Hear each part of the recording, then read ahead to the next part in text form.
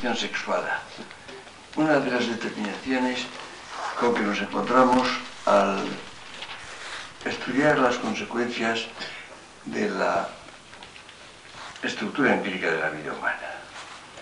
Porque en el nivel que consideramos en la primera parte del curso, es decir, el de la estructura analítica, no aparece la condición sexuada. Es evidente que podría haber formas de vida personal que no fueran sexuadas. Como no conocemos más que una forma de vida personal, para nosotros coinciden. Pero, por ejemplo, se ha pensado en la persona angélica, se piensa en ella como no sexuada. Podríamos pensarla, habría que imaginar. No es fácil, pero en definitiva su realidad podría no tener esa dimensión que tiene la humana. Se ha reprochado, por ejemplo, a Heidegger que el Dasein, se dice, es asexuado. No es justo el reproche. No es justo el reproche porque el libro Sein und Zeit se mueve precisamente en el campo de lo que llama la analítica existencial del Dasein, die existenziale Analytik des Daseins. Por consiguiente, aunque naturalmente la palabra Dasein no quiere decir lo mismo que vida humana en muchos sentidos, define como el modo de ser de ese ente que somos nosotros.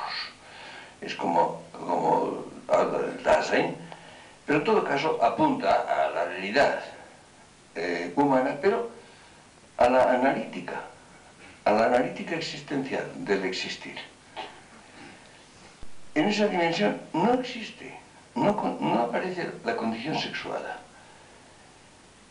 Ahora, si nos encontramos con la estructura empírica de la vida humana, con lo que llamamos el hombre, por tanto, si nos movemos en el ámbito de la antropología, entonces sí, entonces encontramos una condición sexuada que es absolutamente capital y decisiva. Hay que distinguir, y el español, la lengua nos lo permite muy bien, hay que distinguir entre sexual y sexuado. La sexualidad es un fenómeno muy general. Es un fenómeno que evidentemente afecta al hombre, pero también a los animales, incluso a las plantas. Hay plantas sexuadas, es decir, hay un sistema de reproducción sexual, hay órganos sexuales en animales y en plantas incluso. Es decir, es un aspecto ligado precisamente a la reproducción enormemente importante, pero hay algo distinto y que no se puede aplicar precisamente a la biología. No se trata de organismos, ni organismos vegetales, ni siquiera organismos animales. Se trata de la vida humana. Es otra cosa. Creo que los planteamientos que se han hecho de todo el fenómeno relacionado con la sexualidad o con la condición sexual se resienten de que han partido de organismos, de determinaciones orgánicas, de formas de vida biológica. Si nos ponemos en el punto de vista de la vida humana como tal, es decir, de la vida personal, entonces esto es completamente distinto. Y los conceptos que tienen perfecta aplicación cuando hablamos de organismos, cuando hablamos de biología, no tienen sentido cuando los aplicamos a la vida biográfica. Esto es fundamental. La condición sexuada es evidentemente mucho más amplia que la sexualidad. Y encima, además de eso, es decir, diríamos que es más y es menos, según se mire. Y tiene además una condición mucho más profunda. Es decir, la sexualidad afecta a ciertas funciones. Piensen ustedes, en realidad, las funciones reproductivas. Los animales suelen tener una actividad sexual muy condicionada, muy limitada en el tiempo, lo que se llama, por ejemplo, la época de celo en los animales, que no tienen vida sexual y tienen, diríamos, una indiferencia respecto del otro sexo la mayor parte del tiempo. En cierto momento en que eso funciona y actúa, eso no tiene que ver con la condición sexual de la vida humana. Esto es completamente distinto. La condición sexuada puede incluso excluir la actividad sexual. Puede no haber una actividad sexual, pero la condición sexuada permanece. Es permanente. Abarca la vida entera. Abarca además todas las dimensiones de la vida. Desde la biológica, evidentemente, en la cual en cierto modo y parcialmente coincide con la sexualidad, hasta las formas más personales, más íntimas, hasta la religiosidad, si se quiere. Hay, por tanto, una amplitud y, repito, una profundidad, porque tener un carácter envolvente y que llega hasta la raíz misma de la vida humana. Se trata de que la vida humana, se realiza en dos formas, varón y mujer, o diríamos hombre y mujer en el uso normal, pero como la palabra hombre en español, como en muchas lenguas, quiere decir las dos cosas, quiere decir el hombre en general, incluye los dos sexos, o bien uno de ellos, cuando se quiere distinguir, cuando se quiere especificar la referencia a la forma viril de la vida humana, es preferible decir varón. En alemán, por ejemplo, la palabra Mensch es una palabra genérica. Mensch es la persona humana en general. El Mann es el varón. En otras lenguas hay una tendencia a usar la palabra hombre como homme en francés o man en inglés, de un modo doble, como abarcador de los dos sexos o como limitado al masculino. Como en español tenemos esa facilidad, aunque la palabra varón no se usa en lenguaje normal y habitual y coloquial, pero si lo usamos, digamos, como término técnico, es útil aprovechar la distinción. Del mismo modo, como saben ustedes, yo creo que esto se ha modificado incluso en los impresos oficiales. Antes ponían, por ejemplo, sexo en los varón o hembra. No está bien. Lo que se contrapone a hembra es macho. En el caso del hombre es varón y mujer. Es lo que tiene sentido decir. Me parece que ahora ya se pone así, pero antes sería varón y hembra y había incluso una V o una H para ponerlo en abreviatura. Evidentemente el contrapuesto de hembra es macho y no varón. En los animales, por ejemplo, no se dice varón, por supuesto, se dice macho. Son dos formas de vida humana. Las dos únicas formas que existen. Quiero decir que no hay el hombre en general. Eso no existe. Lo que se llama el ser humano. Bueno, se puede hablar de eso, evidentemente, como abstracción, para manejar las cosas. Yo puedo decir el ser humano como un abstracto que engloba dos formas reales de vida, que son la masculina y la femenina. Pero no en el mundo no hay seres humanos. Nunca hemos encontrado ninguno. Hay varones y hay mujeres. Y claro está, si usamos en serio esta expresión de ser humano, olvidando su carácter abstracto, iniciamos ya un proceso de despersonalización. Porque la persona humana acontece únicamente en su forma concreta, en su forma de o varón o mujer. Y verán ustedes hasta qué punto tiene importancia esa O que es subrayado. Se trata de una instalación. Una de las formas de instalación, naturalmente, de que hemos hablado ya, es la instalación sexuada, la instalación en el sexo. Pero es un poco problemático esto, porque si yo digo que el hombre está instalado en su corporalidad, está instalado en su mundo, está instalado en su lengua, todo esto es claro. Pero si digo que está instalado, ¿en qué?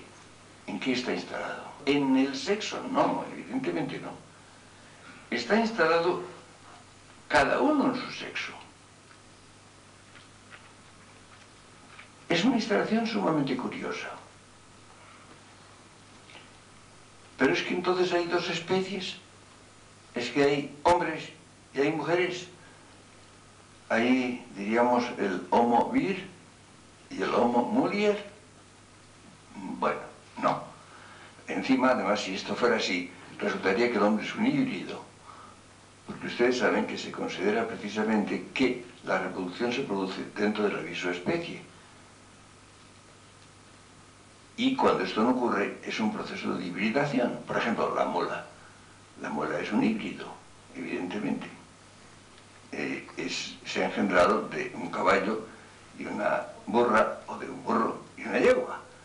Bueno, entonces, si esto fuera así, si fueran dos especies, como son el caballo y el asno, son dos especies diferentes, si fuera así, entonces el hombre sería híbrido de dos especies. Esto simplemente es absurdo, no hace falta ni siquiera considerarlo.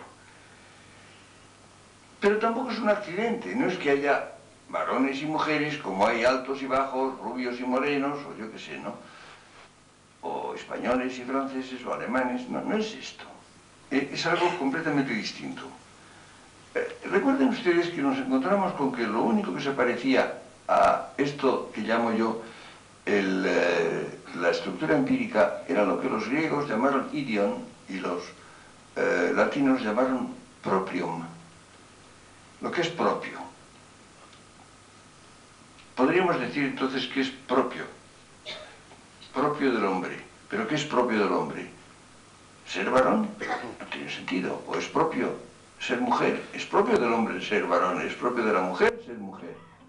Lo que es propio, diríamos, de la persona humana es ser varón o mujer. Ahí está la cuestión. Y esa O es absolutamente esencial. Ahí está la cuestión. Y yo creo que la omisión de esa O, el no haberla visto, es lo que oscurece la mayor parte de las teorías en las cuales aparece de un modo o de otro la condición sexual. Porque no se trata de una diferencia. Ah, claro, no es una diferencia. Se trata de algo muy distinto, una disyunción.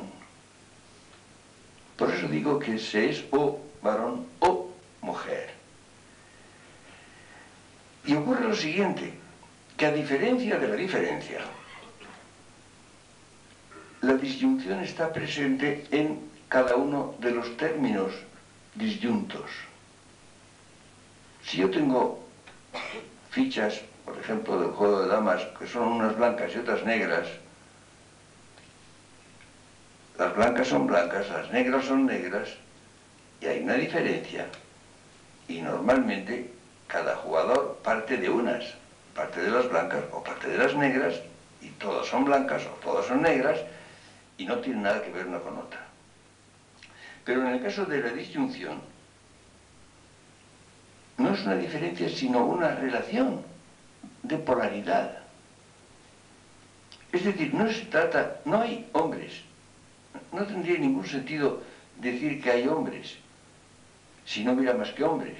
O que no hay más que mujeres. Si no fueran más que mujeres, no, serían ni hombres ni mujeres, sería otra cosa. Porque ser hombre quiere decir estar referido a la mujer. Y ser mujer quiere decir estar referida al hombre. Es decir, hay una polaridad. Hay una reciprocidad. Diríamos que hay una coimplicación o complicación, y por eso el hombre y la mujer se complican la vida, no puede ser otra.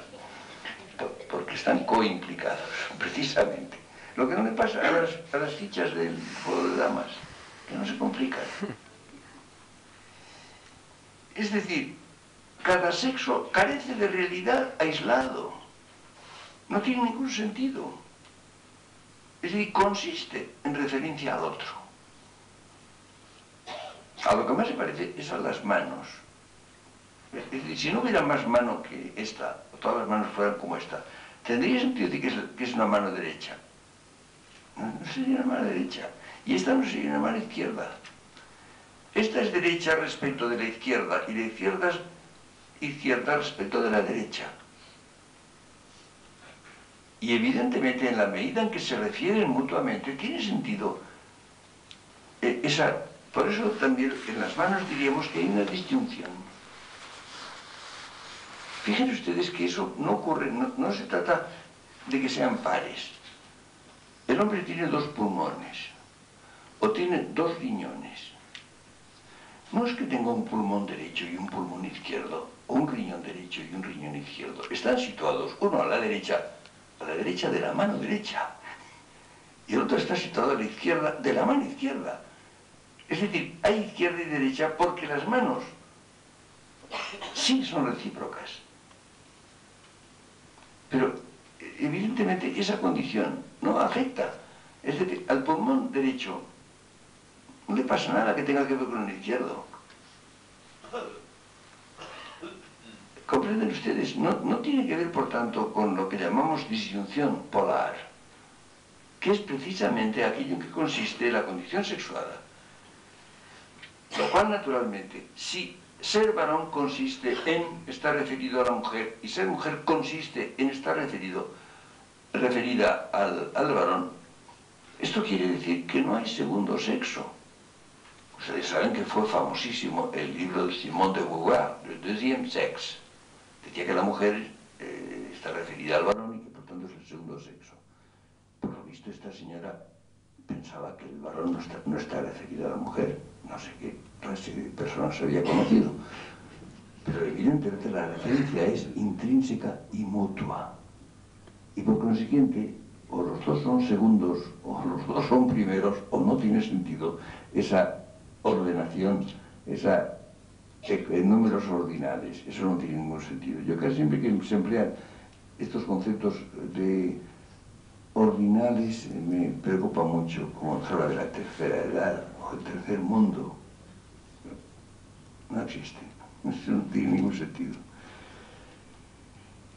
Ahora bien, decimos que se trata de una instalación, pero una instalación peculiar, sumamente peculiar, porque no es instalación en el sexo, no, sino que es instalación en el sexo de cada uno, que consiste precisamente en referencia al otro.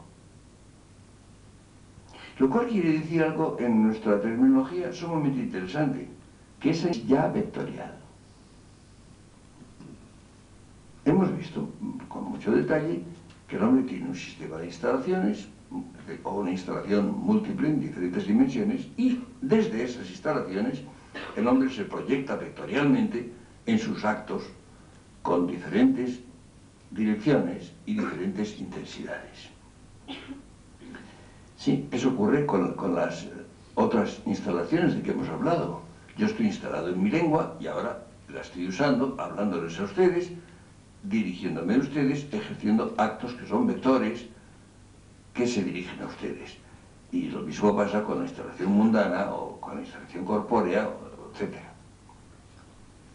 Pero en el caso de una instalación, la instalación sexuada, en la condición sexuada, como esa instalación consiste ya en estar proyectándome hacia el otro sexo, es en sí misma vectorial.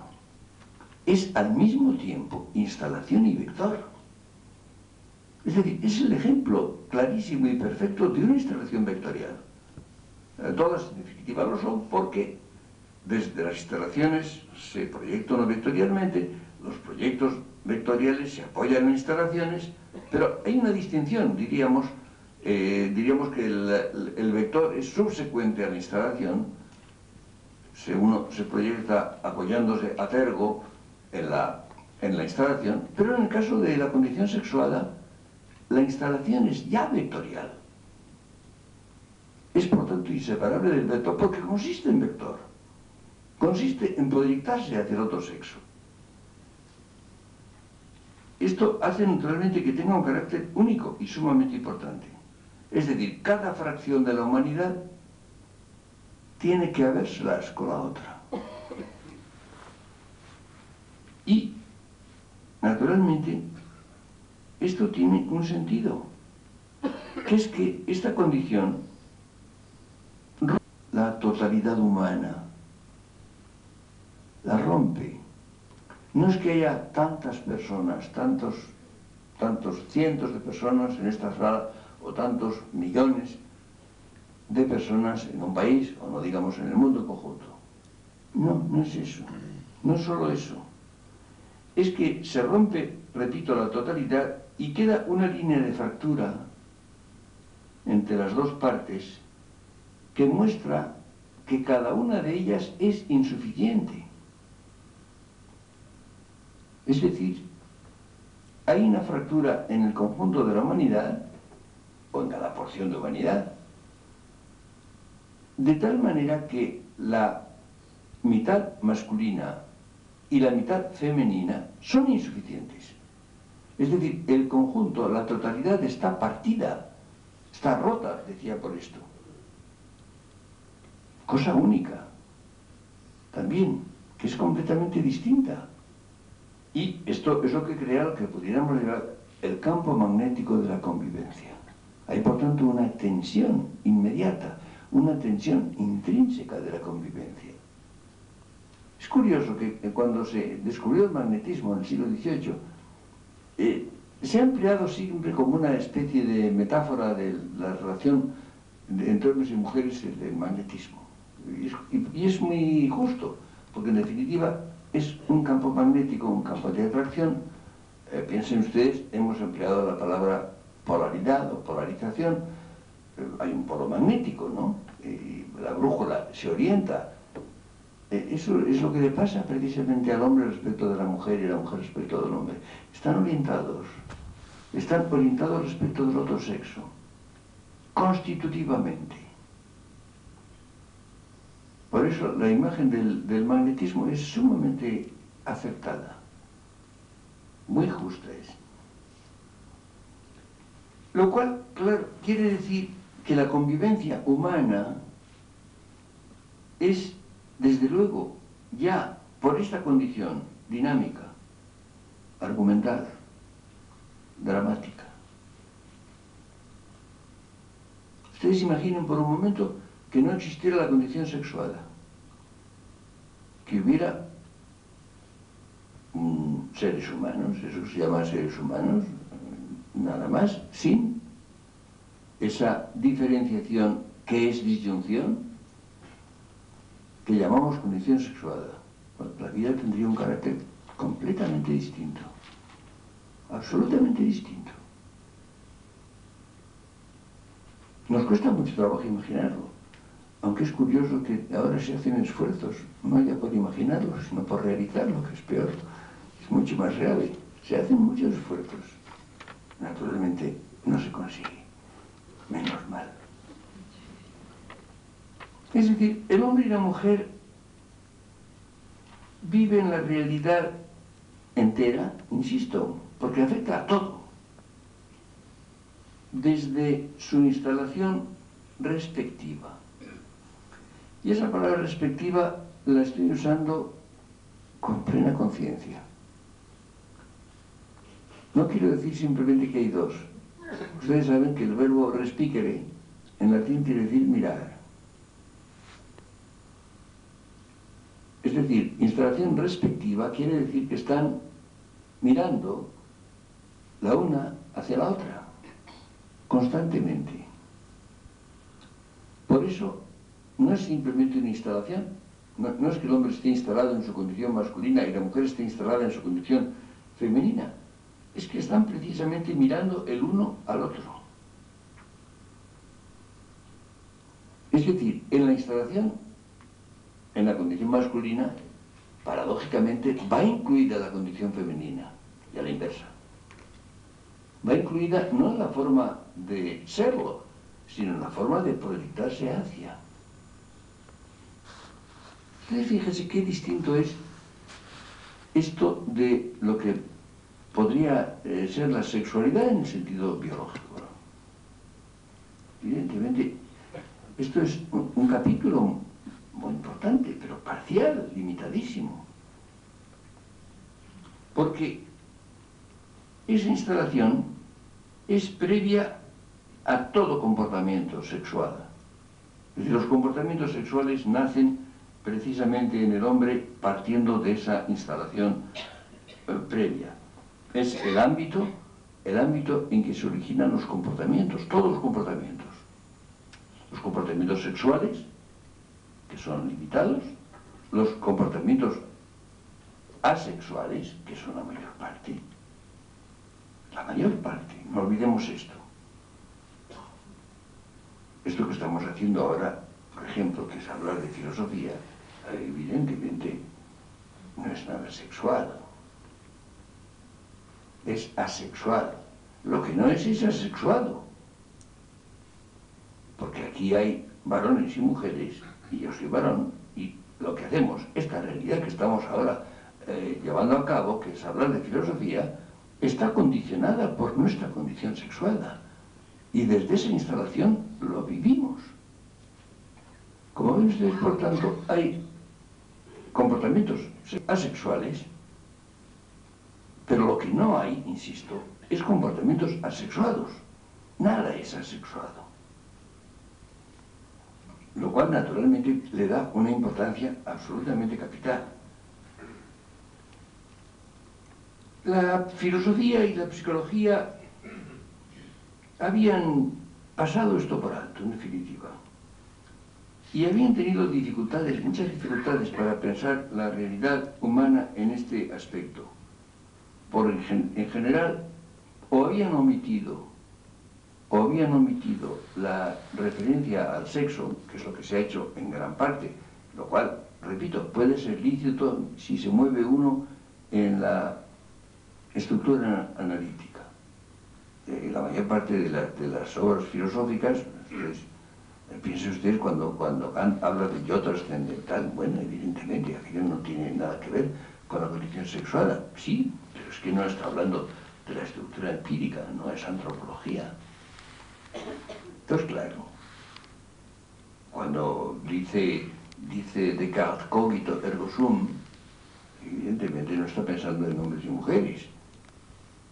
Lo mismo vale para él que para la princesa Isabel de Bohemia, claro. Pero cuando habla de estos asuntos, no. Cuando habla de ella, cuando se refiere a ella, o le escribe a ella cartas, muchas, y ella a él, ahí están funcionando de una manera no sexual, por supuesto, pero sí sexuada.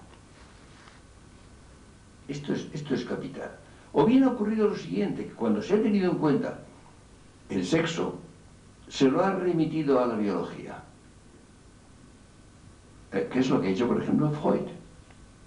Freud, que hizo algo sumamente estimable, sumamente valioso, que fue poner la condición sexual, porque para él es sexual, en el centro del conocimiento, es evidente que es un factor de capital importancia, que había sido soslayado, omitido, en fin, más o menos. En eso tiene toda la razón. Pero hay un libro excelente que publicó un psicólogo, psiquiatra americano, que se llama Freud, Biologist of the Mind. Freud, biólogo de la mente. Efectivamente, es un libro que muestra hasta qué punto el punto de vista de Freud es biológico. Entonces, por eso, por ejemplo, pone en el centro el sexualismo, lo que llama la libido, y habla, por ejemplo, de la sexualidad infantil, lo cual produjo una reacción, en cierto modo, de repugnancia, otras veces de hilaridad, pareció cómico. Bueno, evidentemente, si se dice sexualidad, no tiene sentido. Pero si dice condición sexuada, por supuesto. El niño es sexuado siempre, desde el principio. Y todo el que tenga un conocimiento directo, inmediato de niños, lo ha vivido. El niño es varón o es mujer, iba a decir desde que nace, probablemente desde antes, pero en fin, antes no lo podemos comprobar. Pero desde que nace, el niño de pocos meses, quizá de pocas semanas, es inequívocamente varón o hembra. Esto puede no tener consecuencias, por ejemplo, en algunas lenguas, por ejemplo en alemán, el niño es neutro, es das Kind. También la mujer, cosa que es muy inquietante. En alemán hay dos palabras para mujer, una que es la más antigua, que es Weib, y es das Weib. Luego hay otra que es Frau, que es femenina, es die Frau. La primera es inquietante. También es curioso, también es neutro el caballo, das Pferd. De modo que das Weib y das Pferd, mujer y caballo, aparecían neutros en el alemán originario. No sé, quizá como propiedades del hombre, quién sabe. Es muy inquietante. Pero en fin, das Kind, yo creo que en definitiva el niño que no es sexual, naturalmente durante bastante tiempo no lo es sexuado ab initio, desde el principio, desde el mero principio. Y hay que entenderlo así. Ahora, ocurre que esa condición sexuada, como es personal, es también social e histórica.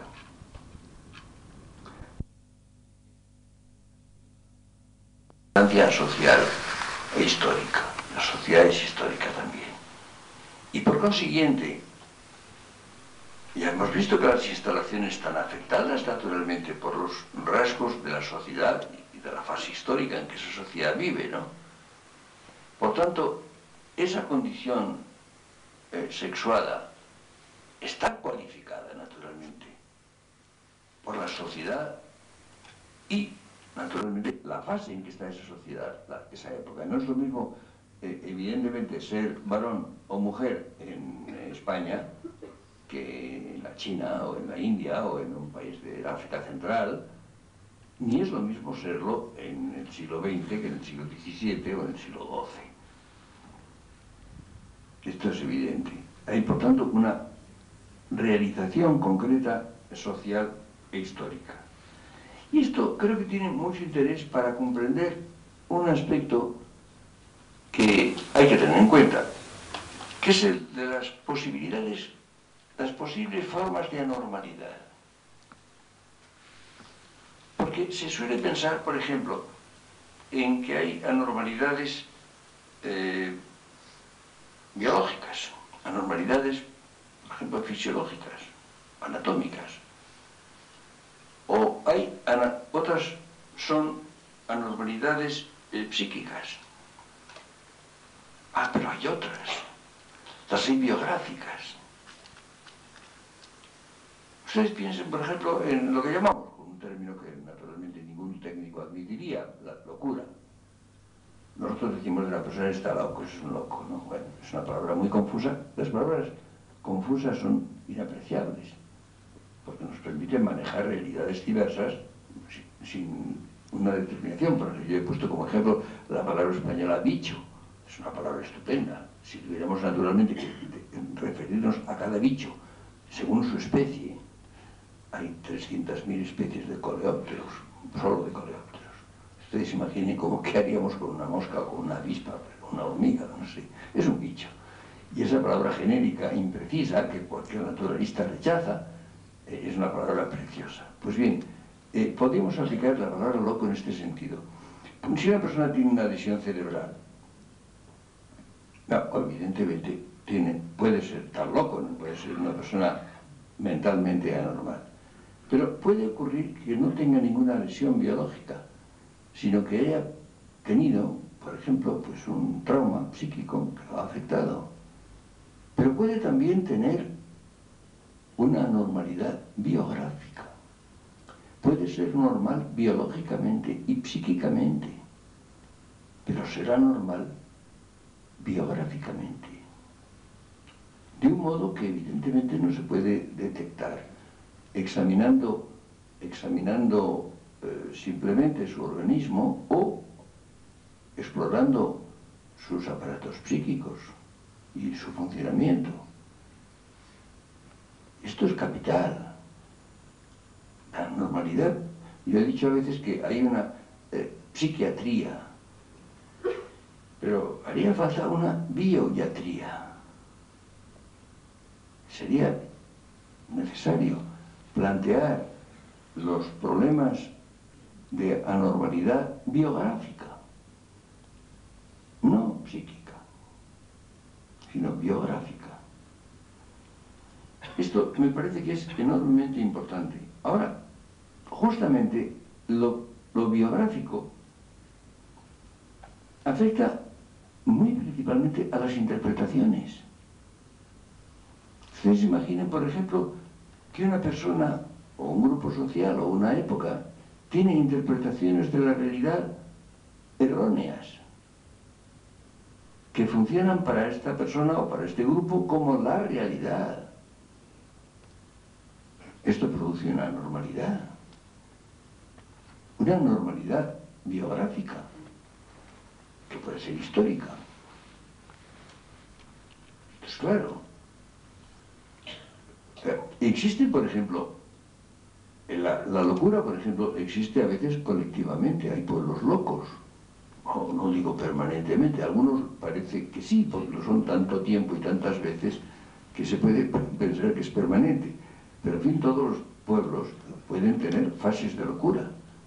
Nosotros la hemos tenido en ocasiones, por ejemplo, en 1936.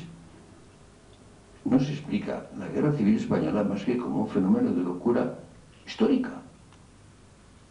Evidentemente, los españoles estaban locos, biográficamente sí, muchos de ellos, una gran parte, y colectivamente, no psíquicamente, no biológicamente. Esto es claro, ¿no? Y si pasamos la mirada actualmente por el mapa,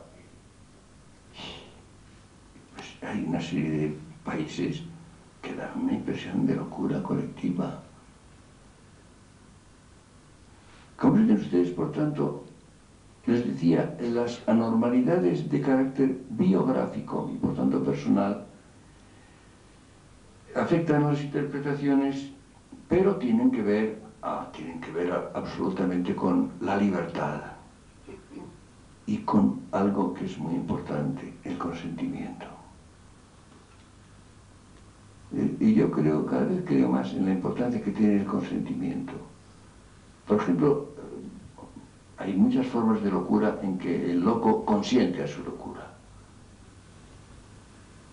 Hay personas que se defienden de la locura, que se resisten a ella. Probablemente todos tenemos algún momento, alguna inclinación, alguna tentación, diríamos, de locura. Por ejemplo, para huir de algo, para evitar algo, para escaparnos. A veces hay personas que se resisten a ello, hay personas que consienten a ello. Yo he conocido un caso de una persona muy estimable, una persona muy valiosa, que de vez en cuando sentía una amenaza de locura y se iba a los médicos por su bien, no dejaba nada. Es decir, este es un caso de no consentimiento. No consentía a la locura. Hay gente que se complace. Por ejemplo, como se ha difundido mucho la idea de que la locura es muy interesante. Yo creo que no es nada interesante, pero bueno. Se refiere a los recursos, a los aparatos. Los aparatos no son interesantes, lo interesante es la persona, pero si los aparatos no funcionan bien, son todavía menos interesantes, ¿no? Pero ha tenido buena prensa. Mucha gente cree que es loco, es muy interesante y es muy original. En general, no. Pero en fin, esta persona, que repito, me parece muy admirable, se defendía de la locura, no consentía a ella. Pues bien, este concepto de consentimiento se aplica a muchas cosas, a todo lo que en definitiva tiene un carácter de anormalidad. Por ejemplo, la anormalidad moral, por ejemplo, la mayor parte de la gente resiste a la maldad, pero hay personas que consienten a la maldad, consienten a ella. Son las que son en acto malas, las que son realmente malas. Este concepto me parece absolutamente necesario y creo que explica mucho. Y es forzoso tenerlo en cuenta precisamente cuando se habla de la condición sexual, si queremos entender la historia y de los comportamientos de varones y mujeres en diferentes sociedades, en diferentes épocas. Muchos son bastante incomprensibles. Ustedes piensen, por ejemplo, que los usos sociales, que son en principio ininteligibles, los usos ejercen su presión sobre nosotros no por razones determinadas, pueden ser nada razonables. Tienen un origen que es muy difícil de descubrir, pero a veces son realmente monstruosos. Hay un ejemplo que he conocido leyendo etnólogos en algunos pueblos del África Central. Cuando un niño nace, normalmente los niños nacen sin dientes. Y al cabo de un tiempo, al niño le nace el primer diente. En general los padres se alegran mucho. En España había una tradición que no sé si se ha perdido, de que cuando le salía el primer diente al niño, el padre le hacía un regalo a la madre. Lo digo por si acaso, para que se renueve. Les recomendaría a las mujeres que esta tradición no se perdiera. Pero en algunos pueblos, ustedes saben también, o no sé si saben, pero en fin, yo lo aprendí por experiencia, los niños normalmente echan primero los dientes de abajo. Pero si un niño echa primero un diente de arriba, pues probablemente, si estamos en España, por ejemplo, pues no pasa nada. Y además, incluso además los padres quizá digan qué original, y a lo mejor se envanecen. En algunos países de África es terrible porque hay que matar al niño. Y lo matan. ¿Por qué? Está condenado. El niño que echa primero un diente de arriba es que está condenado. Y los padres, tristes, muy tristes, lo matan. Imaginen ustedes qué clase de uso, ¿no? Es un uso atroz. Pues bien, es evidente que las relaciones entre varones y mujeres han estado reguladas, o están reguladas en muchos sitios, por usos históricos y sociales que nos parecen anormales, que nos parecen inaceptables. Evidentemente no es que tengan una deformación biológica, ni siquiera un trauma psíquico, no les ha pasado nada. Son anormalidades biográficas. En este caso colectivas, sociales, que afectan a un grupo social más o menos grande. Ustedes piensen, por ejemplo, que en la China ha habido esto, y sigue pasando, por lo visto. Acabo de leer sobre esto, bueno, las niñas han sido expuestas muchas veces porque no querían niñas, y ahora tampoco por lo visto, en fin. Evidentemente, esto no tiene ningún carácter ni biológico ni psíquico, sino biográfico y, por tanto, histórico o social. Ahora bien, esas dos formas de vida humana son sumamente distintas. Hay una diferencia de formas físicas, hay un repertorio de gestos, la voz es diferente, la voz es distinta, los vestidos normalmente en casi todas las épocas ha habido una manera de vestir propia del varón y otra de la mujer, es un histórico social. Luego se inventó eso que llamaban unisex, que decía que iba desde Mao Zedong hasta los grandes almacenes. Pero en fin, es una forma no muy normal tampoco, históricamente. Incluso es curioso, por ejemplo, en la lengua. En algunas lenguas hay una lengua masculina y otra femenina. Es decir, las mujeres hablan una lengua que no es la misma que los hombres. Pero en los países en que no ocurre esto, la manera de hablar no es la misma. No me refiero ya a la voz y a la entonación, sino incluso el léxico. Por ejemplo, el cupo de diminutivos que se permite al hombre es menor que el que se permite a la mujer. Si ustedes ven la elocución habitual de un número de hombres y de un número de mujeres, verán ustedes, por ejemplo, cómo los diminutivos son mucho más frecuentes en la mujer que en el hombre. No es que los diminutivos sean femeninos, ¿no? Es que la manera de elocución de la mujer admite, o bien las palabras, sobre todo las palabras, digamos, afectivas, las palabras que expresan admiración o estimación. Es decir, hay Naturalmente las diferencias en lenguas muy evolucionadas, lenguas que tienen un gran desarrollo literario, las diferencias no son muy grandes, pero son existentes. Evidentemente son existentes y son muy características. Es decir, el cuerpo, con todas sus posibilidades, se utiliza como un lenguaje expresivo. Hay un hecho interesantísimo, que es que el niño distingue desde tempranísimo entre hombres y mujeres. Curioso. Distingue, pero desde los primeros meses. Lo mismo que también es curioso, distingue entre los niños, es decir, los semejantes, y los adultos. Yo recuerdo que un niño le preguntaba a una chica, ¿tú eres una niña o una mujer? No estaba seguro, no sabía dónde catalogarla. No, porque le parecía vacilante. Para niña no se la encontraba quizá un poco, no digo grande, probablemente no es un problema de tamaño. Le encontraba ciertos rasgos que no eran enteramente de niña. Tampoco estaba seguro de que fuera una mujer. Le preguntaba, ¿era una mujer? Es una pregunta sumamente curiosa. Pero lo interesante es que el comportamiento del niño respecto del hombre y de la mujer es normalmente distinto y no confunde. No lo distingue totalmente.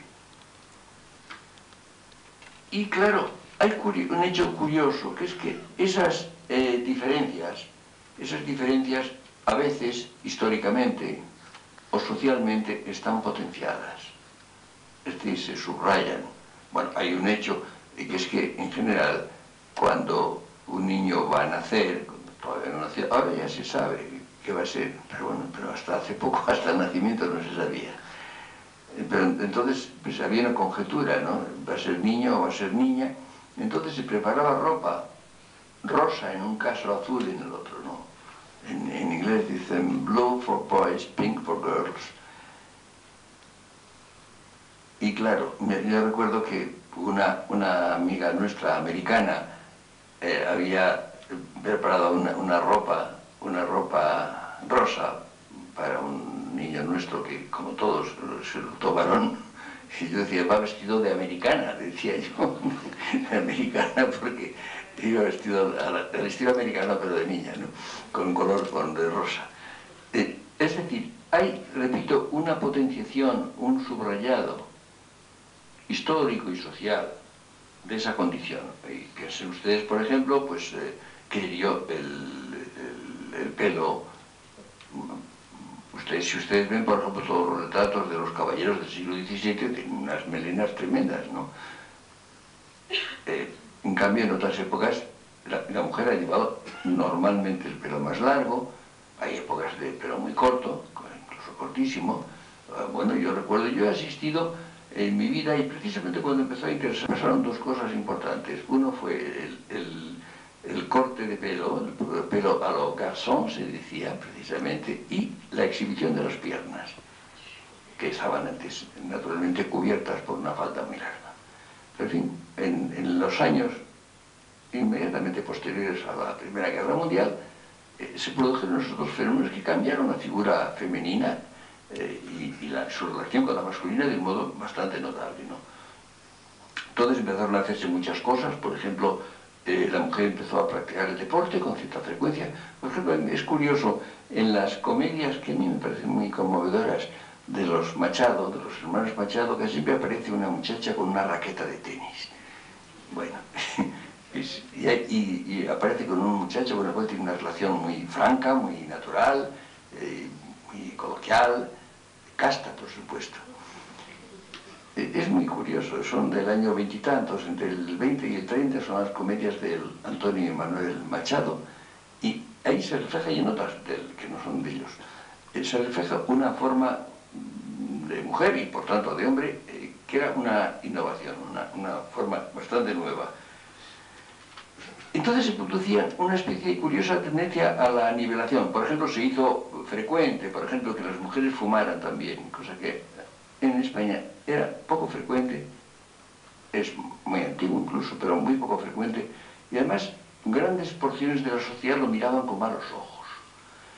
Pero es curioso cómo casi todos los rasgos, el deporte o el cigarrillo, yo qué sé, que parecían como masculinización, al cabo de un poco de tiempo eran lo contrario. Eran como una especie de acento que subrayaba la feminidad. O piensen ustedes, por ejemplo, en Marlene Dietrich, ¿no? Bueno, en el cine el cine es muy instructivo también para ciertos cambios y ciertas formas sociales. Es decir, que lo que parece en cierto modo homogeneización recibe pronto una estilización que lo transforma en algo precisamente diferencial. Esto es sumamente curioso. Es algo bastante interesante. Como ven ustedes, diríamos que el problema de la condición sexual puede tener, ustedes no olviden que Ortega empleaba esta expresión muchas veces: lo humano admite grados. Las cosas no. Esta es una mesa y es una mesa sin más. Puede ser una mesa grande o pequeña, buena o mala. Un caballo puede ser un caballo muy grande o puede ser un caballo hermoso, pero es un caballo. Y si no es un caballo, es que no es caballo, es que es un burro, por ejemplo, ¿no? O una mula. Ahora, en lo humano no hay grados. Decimos, es un hombre muy hombre, o es una mujer muy mujer, o poco mujer. Es decir, se puede ser en diferentes grados. Esa condición que encontramos naturalmente como algo absolutamente propio del vector, la intensidad, eso se da en todo. Y se da también en la instalación. Es decir, hay una energía determinada, una intensidad determinada en la instalación masculina o en la instalación femenina. No se trata solamente de lo humano. Evidentemente, lo humano también tiene grados de intensidad. Se puede ser máximamente personal o se puede ser lo menos personal que cabe en la persona humana. Evidentemente hay grados. Hay deshominización. Hay formas de la vida en las cuales se pierde la condición de hombre en general. Ahora bien, eso ocurre también en cada uno de los sexos. Es decir, hay una intensidad mayor o menor de la instalación en el propio sexo. Pero no olviden ustedes lo que dijimos al principio. La instalación en el propio sexo es precisamente la referencia al otro. Es decir, la instalación en la condición varonil o en la condición femenina no es precisamente un confinamiento en ella.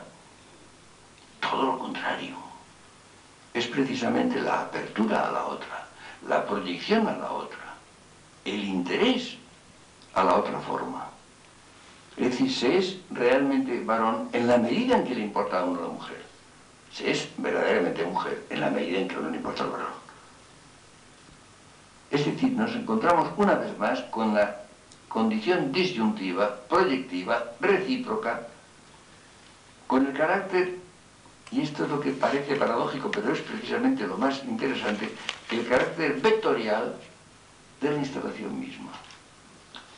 Como ven ustedes, si nos situamos en el plano de la antropología, si consideramos las cosas desde el punto de vista en que nos movemos ahora, es decir, en el punto de vista de la estructura empírica, resulta que es un factor absolutamente capital. Pero piensen ustedes, si ustedes repasan la historia de la filosofía, que pocas veces se ha tomado en serio el hecho de que en el mundo no hay hombres en general, sino hombres y mujeres. Yo creo que el primer libro en que esto se tomó plenamente en serio, temáticamente y centralmente en serio, fue mi antropología y metafísica de hace 25 años. No antes. No antes. Evidentemente se han dicho cosas mucho más interesantes sobre los hombres y las mujeres, pero en un libro filosófico, estrictamente filosófico, considerar como realidad básica esa dualidad de formas polarmente opuestas, referidas mutuamente la una a la otra, consistentes ambas, en referencia mutua, creo que no se había hecho hasta entonces. Continuaremos el miércoles próximo.